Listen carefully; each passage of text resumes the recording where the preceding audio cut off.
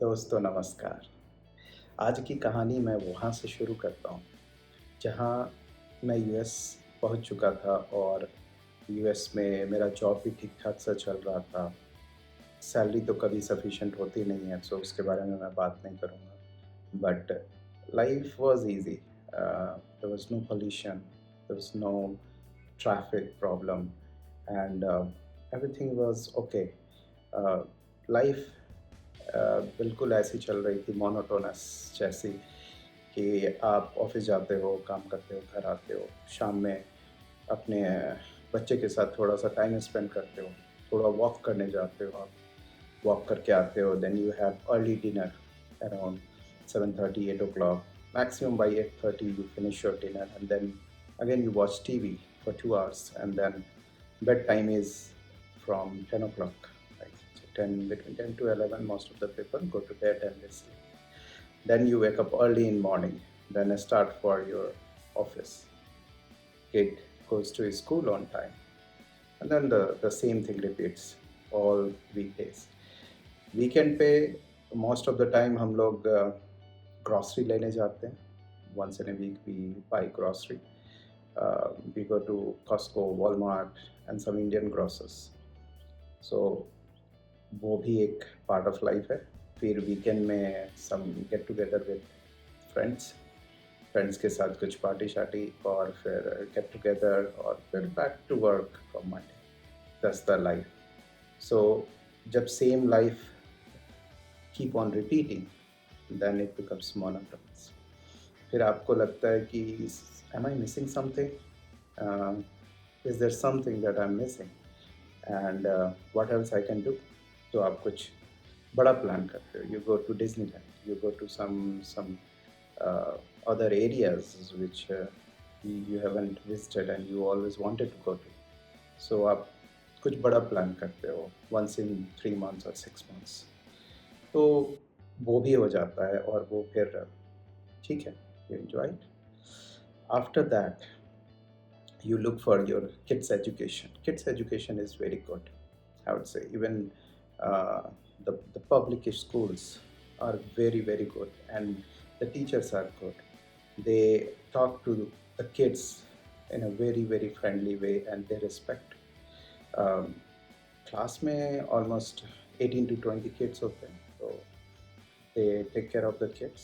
Or because my kid was in elementary, so वैसे भी सब कुछ ठीक रहता है. स्कूल जाना बहुत इजी है क्योंकि बस कैंपस में आ जाती है और आपके सामने बच्चा बस में जा रहा है और because you are within mostly 2 to 3 miles within the radius of the school. So you know कि it is very much approachable. School तो यही है, पास में है and you can any time go and check कि अगर कुछ हुआ स्कूल में तो आप पूछ सकते हो. सो इस मायने में भी इट वाज ओके. और किड्स को ट्यूशन की ज़रूरत नहीं होती है वहाँ पे क्योंकि स्कूल टीचर जो होते हैं वो they take care of the kids and वो इतना पढ़ा देते हैं कि हमारा काम चल जाता है और अलग से ट्यूशन रखने की ज़रूरत नहीं होती है. हाँ, शाम में मैं ज़रूर अपने किड के साथ थोड़ा टाइम स्पेंड करता हूँ, थोड़ा-सा आगे का पढ़ा देता हूँ ताकि एज़ अ इंडियन मेंटालिटी हम ऑलवेज़ चाहते हैं कि क्लास में हमारा बच्चा जो हो वो बेस्ट हो, तो वो चलता है. उसके अलावा लाइफ में कुछ ख़ास है नहीं. सो आप अगर इंडिया कॉल करना भी चाहो तो या तो इंडिया में रात हो चुका रहता है और या फिर it's too early in India कि जब आप कॉल करो तो या तो अर्ली मॉर्निंग कर पाता हूँ मैं या फिर शाम में. So after all this why I am telling you all this because after some time the whole thing, the easiest part of your life becomes the tedious part.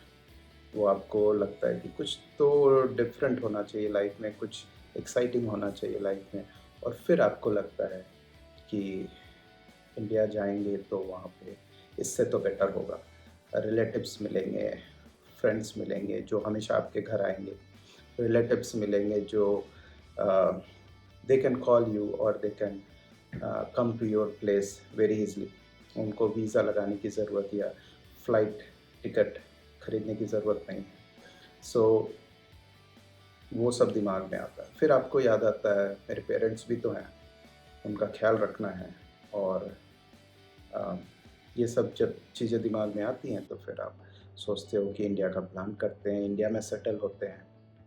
एक और बहुत बड़ी चीज़ है, जब आप यूएस में रहते हो तो for most of the people and for most of the Indians basically who are living in US and they are on visa, so visa की प्रॉब्लम होती है। बट फॉर्चुनेटली मुझे कभी वीज़ा की प्रॉब्लम तो नहीं हुई। वीज़ा रिजेक्ट होना, उसमें आरएफई होना, ये सब बहुत कॉमन है। बट फॉर्चुनेटली मुझे तो ऐसा नहीं हुआ, बट स्टिल जब आप इंडिया के लिए प्लान करते हो तो every 3 years you have to think about कि वीज़ा स्टैम्पिंग कराना है, और पहले तो बहुत ईज़िली हो जाता था स्टैम्प। ऑल्दो इंटरव्यू था, when you go to the interview counter then of course heartbeat तो तेज़ हो ही जाता है, पता नहीं क्या पूछने वाला है।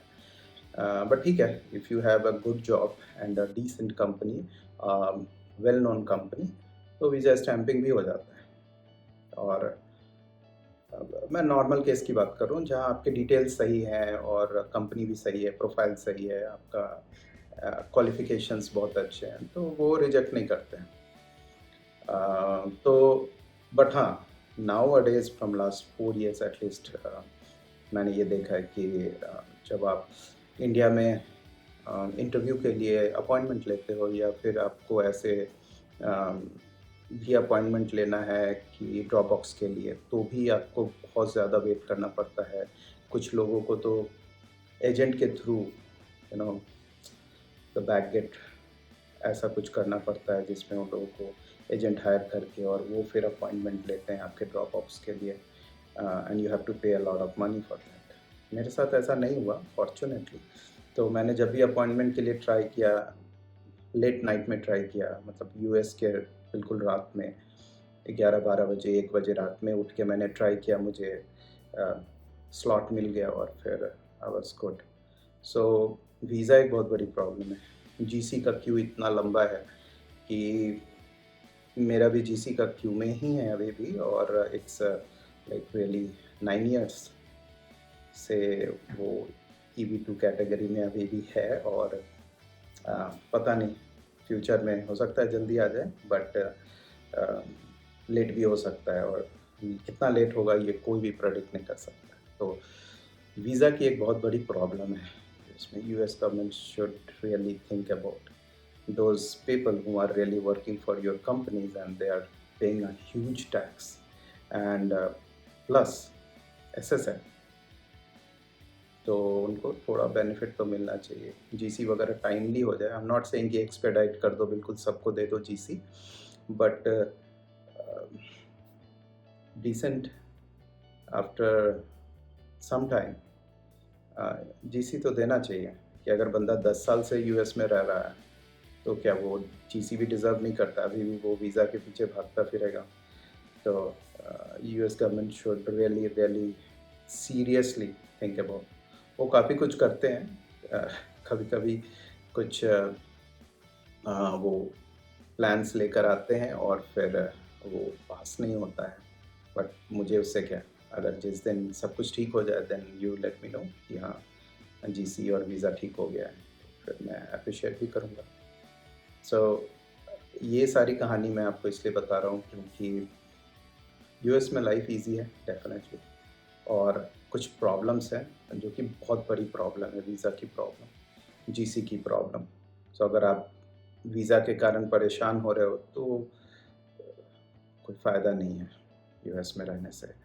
अगर आप वीज़ा के कारण इंडिया नहीं आ पाते या इंडिया में अपने पेरेंट्स से नहीं मिल पाते हो, इंडिया में अपने रिलेटिव्स से नहीं मिल पाते हो, तो फिर क्या करना है? Means why we are serving for that country is not even giving you the stability in life. मैं बुराई नहीं कर रहा यूएस का, बट हाँ कुछ चीज़ें ज़रूरत होती हैं, तो ज़रूरत होती है। अब क्या है, तो ठीक है, वीज़ा का एक बड़ा इश्यू है। जब आप इंडिया आते हो तो स्टैम्पिंग के लिए जाना पड़ता है, वो एक कंसर्न है। जब आपने वीज़ा दे दिया किसी बंदे को यूएस में, आपने दे दिया पेपर पे कि okay visa is granted for you I-797, उसके बावजूद इंडिया जाकर you have to get it stamped. आप यूएस में क्यों नहीं स्टैंपिंग करा देते उसका? तो ये भी एक कंसर्न है। बहुत छोटी-छोटी चीज़ें हैं बट जिसके लिए ना अननेसेसरी वो परेशानी चलती रहती है आपके लाइफ में। आप हमेशा सोचते हो कभी फॉर्म भरना है, कभी आपको इंडिया जाने का प्लान करना है, यू आर नॉट फ्री। तो जब भी यूएस में हो, आप अच्छे से हो, आपको मतलब नहीं है इंडिया से, then you are very good. आप ठीक हो, बढ़िया। लेकिन अगर आपको इंडिया आने का है, हर साल आना है या फ्रीक्वेंटली आना है, एवरी समर वेकेशन या एवरी विंटर वेकेशन आना है, तो ये वीज़ा का प्रॉब्लम है। Unless you go to that stage where you got the GC and you are settled. Okay, ठीक है। तो ये वीडियो मोस्टली मैंने यूएस में क्या अच्छी चीज़ें हैं और हम वहाँ क्या सोचते हैं, कैसे लाइफ चलती है, तो इसके बारे में था।